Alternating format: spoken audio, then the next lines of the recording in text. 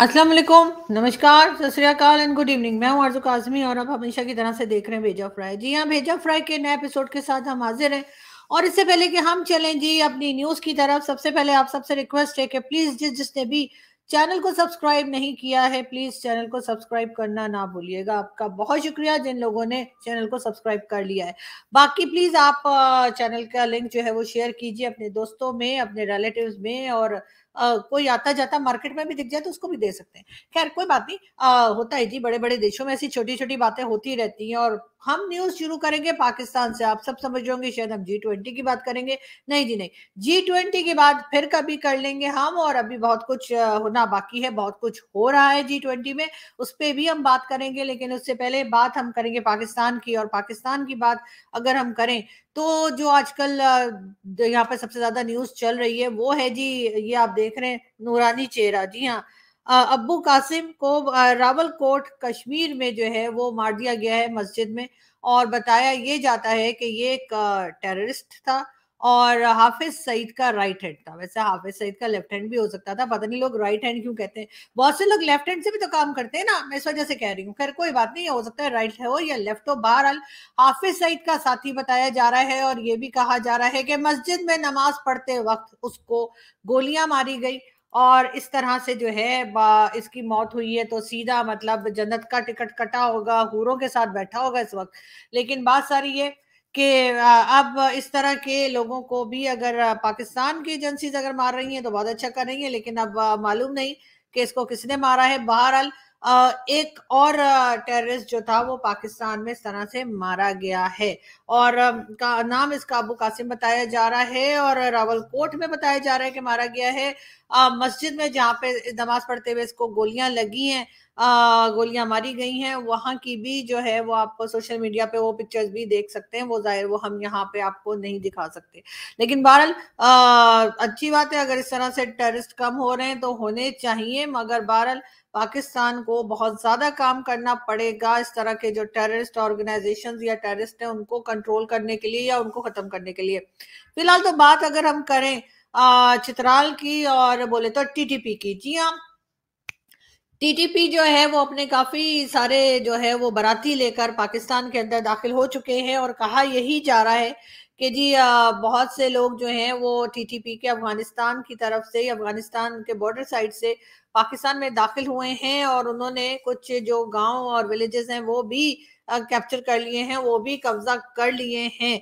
मगर हमारी एजेंसी क्या कर रही है? अगर मैं इस्लामाबाद में बैठी हूँ और बाकी हमारे जर्नलिस्ट इस्लामाबाद, लाहौर, कराची में बैठे हैं, और वो वहां से बैठकर देख सकते हैं, बता सकते हैं, या उनको खबर मिल सकती है कि टीटीपी वाले पाकिस्तान की तरफ बढ़ रहे हैं, तो आखिर हमारी एजेंसी वालों को पता क्यों नहीं लग रहा? पता नहीं क्या कर रहे हैं। मुझे लग रहा है कि वो शाहरुख की नई मूवी आई है जवान, शायद वो देखने में लगे हुए। लेकिन खैर मूवी बाद में भी देखी जा सकती है, पहले जरा टीटीपी वालों को देख ले तो ही अच्छा होगा। लेकिन बहुत से लोगों का कहना ये भी है कि जी ये दरअसल अफगानिस्तान में जाके तो मार कुटाई कर नहीं सकते, क्योंकि फिर जो तालिबान की गवर्नमेंट है वो भी नाराज होगी, और इस तरह से अफगानिस्तान और पाकिस्तान के टर्म्स मजीद जो है उसके बीच में मजीद टेंशन आ जाएगी। तो हो सकता है कि कोई पाकिस्तान की तरफ से जो है कोई उनका वहां कोई भेजा गया हो, और उसने वहां जाके कहा कि जाओ जाओ और वहां जाके कब्जा कर लो। तो इस वजह से बहुत से जो टीटीपी वाले हैं वो यहाँ आ गए हैं, और हो सकता है कि अब यहाँ पर उनको जो है वो कुट लगे या मार कुटाई हो। लेकिन फिलहाल बाहर इस वक्त तो टेंशन है, और बहुत नुकसान हो रहा है। ना सिर्फ ये कि टीटीपी वालों का, बल्कि पाकिस्तान की जो फोर्सेस हैं उनका भी नुकसान हो रहा है। अब बहुत से लोग तो ऐसे भी हैं खैर जो मान ही नहीं रहे, उनका कहना है कि ऐसा कुछ हो ही नहीं रहा।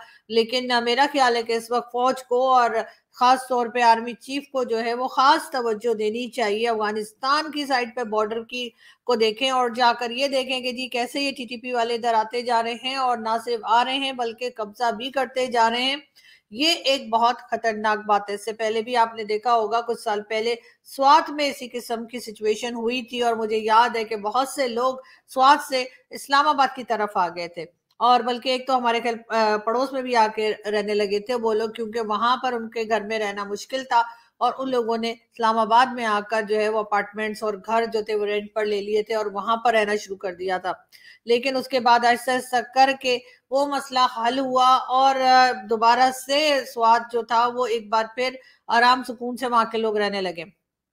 मगर इस बार हम एक बार फिर देख रहे हैं कि टीटीपी वाले जो हैं वो अंदर आए हैं, चित्राल और दूसरे एरियाज केपीके के जो हैं वहां पर उन लोगों ने अंदर दाखिल होकर और हंगामा करने और कब्जा करने की कोशिशें जारी रखी हैं और हमारी तरफ से फोर्सेस जो हैं उनकी वो भी कार्रवाई कर रहे हैं। लेकिन मेरा ख्याल है कि मजीद इसी के ऊपर फोकस करने की जरूरत है, क्योंकि इस वक्त पाकिस्तान के हालात ऐसे नहीं है कि हम जो है वो कोई और काम करें ये बॉर्डर की सिचुएशन को छोड़कर। तो वैसे तो खैर जो डॉलर रेट है वो भी कंट्रोल में आ रहा है, महंगाई में कई चीजें मतलब चीनी हो गई, आटा, चावल और इस किस्म की कई चीजें जो है उनकी प्राइस भी डाउन गई है। लेकिन बात सारी ये है कि ये काम जो है वो पॉलिटिशियंस के करने के हैं, लेकिन ये काम जो है वो फौज कर रही है, ये काम जो है वो आर्मी चीफ कर रहे हैं, या ये काम जो है वो बैठकर जो है हमारी एजेंसीज या इस्टेब्लिशमेंट कर रही है।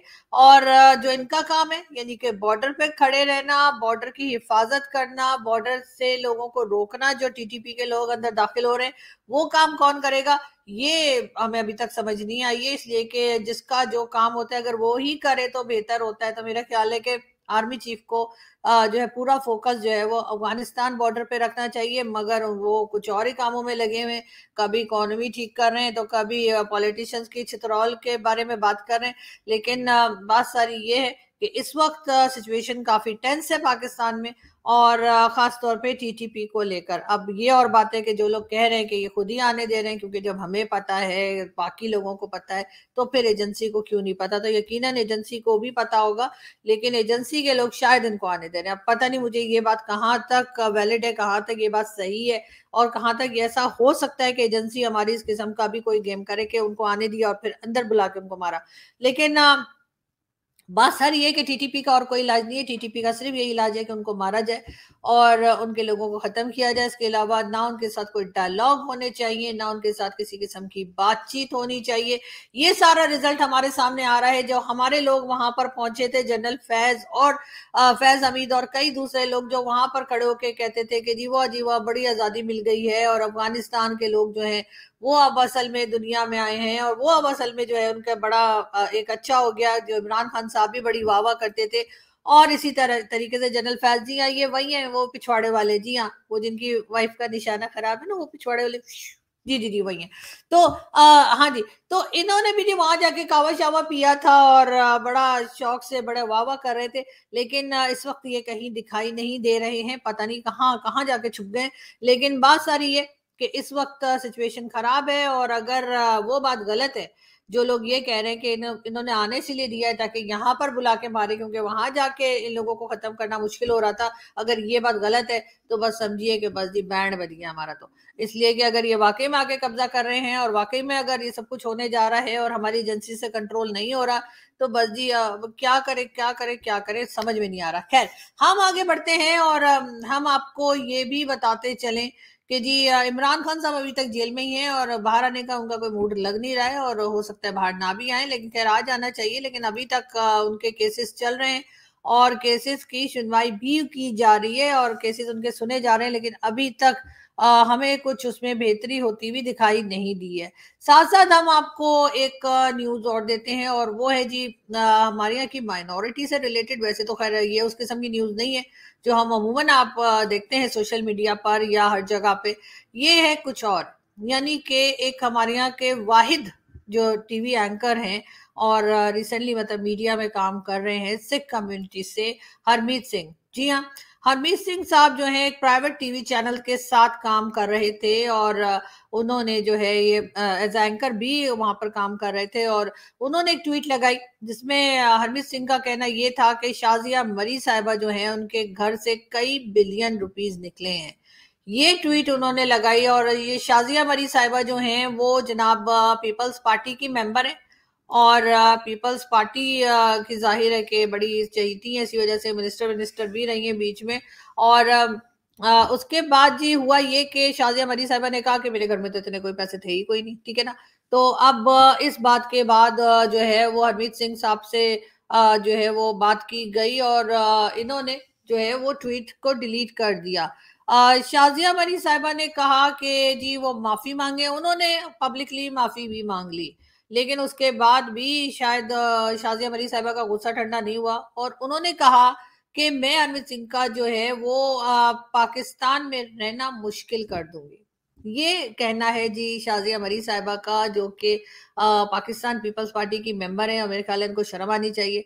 सबसे पहले तो ये कि एक वाहिद हमारे पास जो माइनॉरिटीज से जो है वो एक कोई टीवी एंकर या मीडिया पर्सन कोई ऐसी जगह पे पहुंचे थे कि कोई टीवी का शो उनको मिल जाए, उनको आपने जॉब से निकलवा दिया। अब आप उनको धमकियां दे रही हैं कि पाकिस्तान में रहना मुश्किल कर देंगी, जिसके ऊपर मेरे ख्याल है इनको शर्म आनी चाहिए। और सबसे बढ़कर उस टीवी चैनल को भी शर्म आनी चाहिए जहां पर ये काम कर रहे थे 3-4 साल से, और उन्होंने जो है एक ही बारी में एक ही ट्वीट के ऊपर उनको इस तरह से जॉब से निकाल दिया। बहुत सी बातें हमारे लीडर्स भी गलत लिखते हैं, बहुत सी बातें हमारे कई जर्नलिस्ट भी गलत लिखते हैं, समटाइम्स कुछ गलत इंफॉर्मेशन आ जाती है और हमारे जर्नलिस्ट या मीडिया के लोग उसको ज्यादा या डबल चेक किए बगैर ही ट्वीट कर देते हैं। ये कोई खास बात नहीं है, ऐसा पूरी दुनिया में होता है, लेकिन उसका मतलब ये नहीं, जबकि वो माफी भी मांग चुके थे। उन्होंने जो है बाकायदा सोशल मीडिया पर शाजिया मरी साहिबा से माफी भी मांगी थी, लेकिन इसके बावजूद जो है वो टीवी चैनल यानी कि पब्लिक न्यूज, में आपको टीवी चैनल का नाम भी बता दूं, पब्लिक न्यूज नाम है चैनल का, उन्होंने इनको जी जॉब से निकाल दिया है और टर्मिनेशन लेटर भी सोशल मीडिया पर इस वक्त आप देख सकते हैं सब लोगों ने लगा रखा है। हमें जो है इस वक्त यही कहना है कि शाजिया मरी साहिबा से कि जी आपको इस तरह नहीं करना चाहिए था, और ये जो धमकी आप दे रही हैं कि पाकिस्तान में नहीं रहने देंगी, इसके ऊपर तो बिल्कुल आपको शर्म आनी चाहिए, जो आपको यकीनन नहीं आ रही। लेकिन ये जरूर है कि जो टीवी चैनल है जिन्होंने इनको टर्मिनेट किया है एक ट्वीट के ऊपर, वो भी थोड़ा सा शर्म करें और मेरा ख्याल है कि इनकी जॉब इनको वापस की जाए। और बाकी जितने हम मीडिया के लोग हैं, जर्नलिस्ट हो गए, मीडिया पर्सन हो गए, मेरे ख्याल से जिस जिसमें भी थोड़ी बहुत शर्म और अक्ल होगी वो इस वक्त सिंह साहब के साथ खड़े रहेंगे और उनका हर तरह से साथ देंगे। उनको हरगिज हम इस मुश्किल में अकेला नहीं छोड़ेंगे और जितनी भी उनकी मदद हो सकी वो हम करेंगे। लेकिन जो लोग बहुत पावरफुल हैं, जैसे कि पॉलिटिशियंस हमारे या टीवी चैनल के ओनर्स, उनको थोड़ी सी अक्ल और थोड़ी सी शर्म करनी चाहिए, जो कि उनको नहीं आ रही। पर हम इस न्यूज के बारे में आपको अपडेट करते रहेंगे। फिलहाल तो जो है यही था कि शाजिया मरी साहिबा ने भी धमकियां लगा दी है, जॉब से भी निकलवा दिया है एक मामूली सी ट्वीट के पीछे। ये और बातें कि वो ट्वीट उन्होंने डिलीट कर दी थी और वो मान भी गए कि उनसे गलती हो गई है, लेकिन इसके बावजूद जो है हम लोगों के यानी कि शाजिया मरिया जो कह लीजिए, जो मेजोरिटी है पाकिस्तान की, उनके दिल इतने छोटे हैं कि वो ये सोचे बगैर कि आप किसी की जॉब के ऊपर आप इस किस्म की बात कर रहे हैं और उसके बाद ये धमकी देना कि पाकिस्तान में रहना, भाई क्या मुश्किल कर देंगी। पाकिस्तान में तो पहले ही माइनॉरिटी को रहना मुश्किल है, पहले ही माइनॉरिटी जो है वो बेचारी पिसी हुई है और कभी उनको जॉब नहीं मिलती, कभी उनको उनकी बच्चियां उठा के ले जाते हैं, तो कभी उनको उनके चर्च तोड़ देते हैं, कभी मंदिर तोड़ देते हैं, कभी गुरुद्वारे तोड़ देते हैं। तो अब आप मजीद उनको और किस बात की धमकी दे रही हैं। लेकिन बार इसी किस्म के लोग यहाँ पर रहते हैं। आगे हम बढ़ते हैं न्यूज में।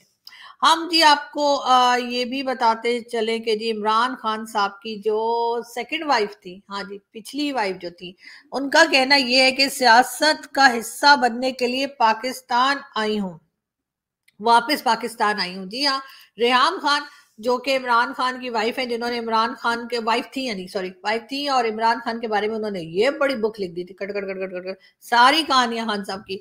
उनका कहना यह है कि जी वो पाकिस्तान वापस आई हैं और सियासत में हिस्सा लेने। इसका मतलब है कि कोई ना कोई पॉलिटिकल पार्टी है जो कि इनको टिकट विकट दे रही होगी या जिसने इनको बुलाया होगा, लेकिन बहरहाल देखते हैं कि वो पॉलिटिक्स में कितना एक्टिव होती हैं।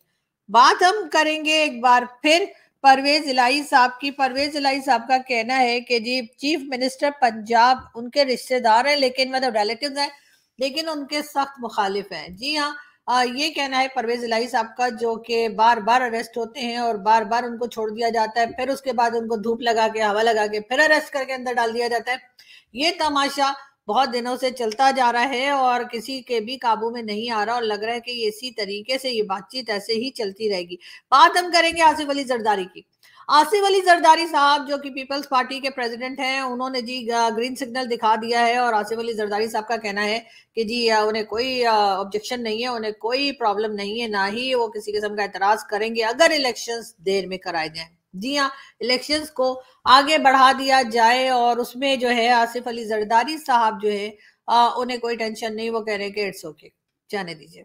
जी हाँ, और लग ही रहा है स्टैब्लिशमेंट से उनकी बात हुई होगी, यकीनन स्टैब्लिशमेंट ने कहा होगा कि बेटा मान जाओ, इसलिए कि नहीं भी माने तब भी हम इलेक्शन नहीं करेंगे, तो इससे बेहतर ये है कि मान जाओ। तो बिल्कुल यही बात है जी, अगर आसिफ अली जरदारी कहते हैं कि हम नहीं मानेंगे तब कौन सा इलेक्शन हो जाते हैं, और अगर आसिफ अली जरदारी कहेंगे कि हाँ जी हम मान गए कि इलेक्शन आगे हो जाए, तो भी क्या होगा, क्योंकि सीधी बात है स्टैब्लिशमेंट और एजेंसीज और फौज जो चाहेगी वही होगा, जब चाहेंगे जब इलेक्शन होंगे, जब नहीं चाहेंगे इलेक्शन नहीं होंगे। तो इसमें किसी भी पॉलिटिशियंस को हाँ या ना करने से कोई फर्क पड़ता नहीं है। बात हम करेंगे पाकिस्तान की एक बार फिर इकोनॉमी की, और जी बताया ये जा रहा है कि जो इकोनॉमी है वो काफी हद तक, यानी कि इकोनॉमी तो नहीं, मेरा ख्याल है डॉलर, हाँ जी डॉलर जो है उसका रेट काफी हद तक काबू आ गया है। और इसके साथ साथ ये भी बताया जा रहा है कि मलिक बोस्तान, जी हाँ मलिक बोस्तान जो कि फॉरेन करेंसी में डील करते हैं, प्रेसिडेंट है उसके, उन्होंने कहा है कि जी 250 यानी 250 तक वो ले आएंगे, 250 रुपीज तक वो ले आएंगे डॉलर को। अब पता नहीं मुझे कि वो ये बात किस तरह से कह रहे हैं, लेकिन बहरहाल लोगों को इस बात का यकीन नहीं है। अब कोई यकीन करे या ना करे, मलिक बोस्तान साहब ने कह दिया तो कह दिया, अब आगे क्या होगा वो तो खैर आने वाला वक्त ही बताएगा। मगर ये जरूर है कि इस वक्त डॉलर रेट जो है वो पहले के मुकाबले में काफी जो है वो कम हुआ है, और इस वक्त यानी कि 303 रुपीज पे चला गया है, जो कि 332 पे पहुंच गया था। मगर अगर ये लोग ये सब कुछ कर सकते हैं और इतने पावरफुल हैं और इतनी इनमें अक्ल है, इतनी इनमें समझ है, तो फिर आखिर इन्होंने पहले ये सब कुछ क्यों नहीं कर लिया। जहां तक आर्मी चीफ की बात है, अगर आर्मी चीफ के कहने से ये इतना काम कर रहे हैं तो फिर पहले ही कह देते भाई। इसका मतलब यही है, और साफ इसका मतलब यही है कि पाकिस्तान को आर्मी ही चलाती है, पाकिस्तान को आर्मी ही जो है वो मैनेज करती है, और अगर आर्मी चीफ चाहे तो डॉलर रेट नीचे भी आ जाता है। तो फिर इसका मतलब है कि हमेशा इन्हीं के आगे हाथ जोड़ के खड़े रहना चाहिए कि सर प्लीज महंगाई को काबू कीजिए, इसलिए कि जो आम पब्लिक है उसका हाल बुरा है, और उसका हाल इतना बुरा है कि वो बेचारी कुछ खाना तो दूर की बात है, खाना एक टाइम का खाना भी जो है वो लेना लोगों के लिए मुश्किल हो रहा है। ये देखिए, ये भी यही बताया जा रहा है कि ये जी चीनी की स्मगलिंग की जा रही थी बिल्कुल अफगानिस्तान बॉर्डर पे, और वहां से जो है ये वीडियो किसी ने बनाई है, और उनका कहना है कि जी इस तरह की एक्टिविटीज भी जो है वो रोकनी चाहिए, ताकि तभी जो है वो कुछ हालात बेहतर हो गई। और बात है कि अफगानिस्तान वाले यहाँ से चीनी स्मगल करके अपने यहाँ मंगवा रहे हैं, और अपने यहाँ से टीटीपी वाले यहाँ भेज रहे हैं। अजीब ही तमाशा जो है वो एक तरह का पाकिस्तान में लगा हुआ है, और उसमें से निकलने के लिए कोई तैयार नहीं है। बहरहाल यहाँ से हम एक वीडियो देखते हैं।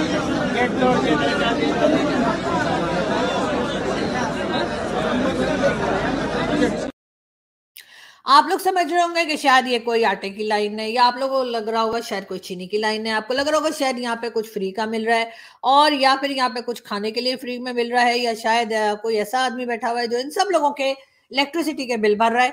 तो नहीं जी, ऐसा कुछ भी नहीं है। ये जो रश आपको दिखाई दे रहा है ये है जी बैरियर टाउन केपीके का। जी हाँ, बैरियर टाउन केपीके में रजिस्ट्रेशन फॉर्म बांटे जा रहे थे, जो कि बताया गया है कि जितने भी फॉर्म आज के लिए रखे थे वो सिर्फ 2 घंटे में सब लोगों के हाथ आ गए।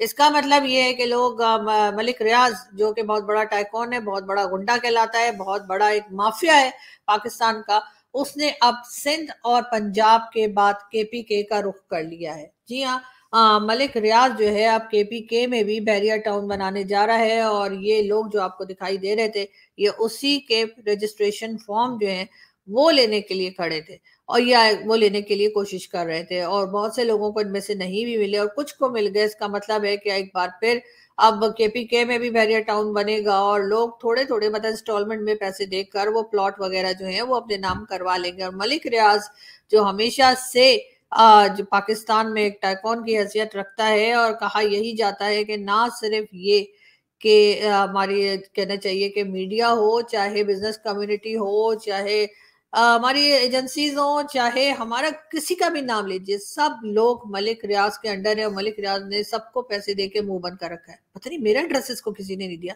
नंबर भी कोई नहीं पहुंचा रहा तक। खैर खैर वो अलग बात है, जरा नंबर भेज देना मलिक रियाज पहुंचा। खैर मैं ये आपको बता रही थी कि मलिक रियाज एक हमारे टैकॉन एक चोर के तौर पे जो है वो पहचाना जाता है, और उसके बाद उसके काबू में सारे जो पाकिस्तान के बाकी के जिन हैं, जी हाँ, कुछ जिन जो है वो बुशरा बीबी के अलावा भी हैं, यानी बुशरा बीबी के जिन जो हैं उनके अलावा भी कुछ जिन पाकिस्तान में होते हैं, वो काबू में है सबके सब मलिक रियाज के। चाहे वो बड़े से बड़ा मीडिया हाउस हो, जैसे मीडिया का चैनल हो, चाहे कोई टीवी चैनल हो, चाहे कोई मीडिया पर्सन हो, चाहे कोई मीडिया हाउस हो, चाहे कोई रिटायर्ड जनरल हो, चाहे कोई हाजिर सर्विस हो, चाहे कोई एजेंसी हो, चाहे कोई ब्यूरोक्रेट हो, चाहे कोई पॉलिटिशियन हो, सब के सब एक तरह से मलिक रियाज को जो है वो फैसिलिटीज देते हुए दिखाई देते हैं, मलिक रियाज के आगे हाँ जी करते दिखाई देते हैं, और उसकी चोरी में उसके साथी बने हुए हैं। लेकिन उसको ना कोई अरेस्ट करता है, ना कोई उससे पूछगछ करता है, ना कोई उसको रोकता है, ना कोई उसको टोकता है। और लगता यही है कि पाकिस्तान जो है वो थोड़ा बहुत जो है वो तो खैर आप जानते ही हैं कि भाई लोग के पास है, और बाकी का जो है वो मलिक रियाज के पास है। लेकिन बहरहाल यहाँ से हम चलते हैं, और आपसे मुलाकात होगी नेक्स्ट वीडियो में, और जल्दी दोबारा एक और भेजा फ्राई लेकर हाजिर होंगे और आपको मजीद न्यूज देंगे। न्यूज तो हमारे पास बहुत सारी है, आज पूरा हमारा जो है बॉक्स भरा हुआ है न्यूज से। लेकिन ये क्योंकि इस वीडियो का टाइम हो गया है खत्म, तो हम आपसे मिलेंगे नेक्स्ट वीडियो में। अपना बहुत सारा ख्याल रखिएगा, हंसते रहिए, मुस्कुराते रहिए, और हमारे चैनल को सब्सक्राइब करना ना भूलें। Thank you.